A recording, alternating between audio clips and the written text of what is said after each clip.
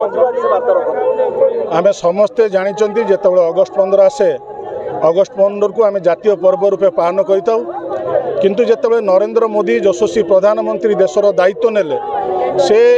August 15 को एक जातीय महापर्व एवं महाउत्सव रूप से देखा परिकल्पना करते परिकल्पना आज आप देखुवे देशर समस्त राज्य समस्त जिले में अगस्ट 15 खूब 3 दिन पूर्व तिरंगा शोभा यात्रा एवं हर घर तिरंगा नाम रे अनेक कार्यक्रम विगत 3 वर्ष 4 वर्ष धरी जारी हो